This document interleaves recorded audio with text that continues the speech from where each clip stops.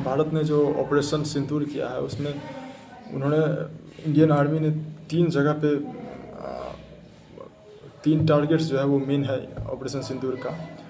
पहला जो है लश्कर ए तैयबा, दूसरा हिजबुल मुजाहिदीन और तीसरा जैश ए मोहम्मद। इन तीनों का जो ठिकाना है 9 कैंप पे इंडिया ने ऑपरेशन सिंदूर 7 मई 2025 को अटैक किया इन 9 कैंप पे।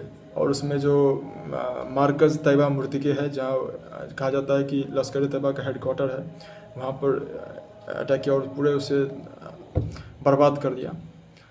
वहाँ पे एक मस्जिद है, पूरा 18 एकड़ में एक वो फैला हुआ था, उसको पूरी तरह से ऑब्लिटरेट कर दिया। और इसमें जो सबसे मेन जो कहते हैं आप खुशखबर है भारत के लिए, वो ये है कि जैसे मोहम्मद का जो डिप्टी लीडर है, जो लीडर है उसे तो कहा जाता है मसूद अजहर है, लेकिन उसका भाई रऊफ़ नाम, उसका पूरा नाम है अब्दुल रऊफ़ अजहर, वो मारा गया है। क्योंकि जब ये बहुत आपने न्यूज़ में सुना होगा कि इंडिया ने मसूद अजहर के घर पे अटैक किया और उसमें 14 लोग मारे गए। और उस 14 लोग में कहा जाता है कि ये अब्दुल रऊफ़ अजहर भी था। ये बहुत ही बड़ा एक टेररिस्ट है जो कई सारे अटैक इंडिया पे किया है।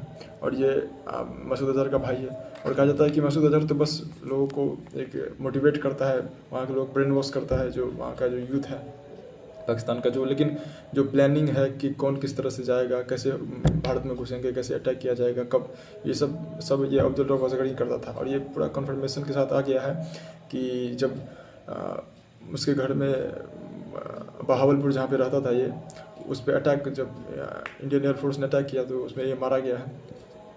और इसमें जो सबसे इम्पोर्टेंट है कि ये इतना इम्पोर्टेंट क्यों है इंडिया के लिए।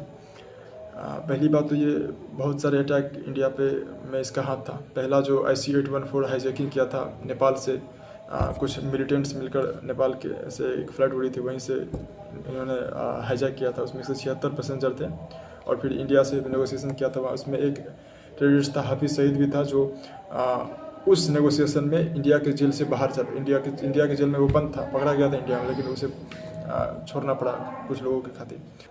फिर दूसरा जो है वो 2 साल के बाद पार्लियामेंट पे अटैक करता है 2001 में। फिर 2003 में नागरोटा में आर्मी कैंप पे अटैक करता है। और सबसे फेमस जो है वो 2019 में पुलवामा अटैक करता है। तो ये बहुत ही गुड न्यूज़ है इंडिया के लिए भी मारा गया।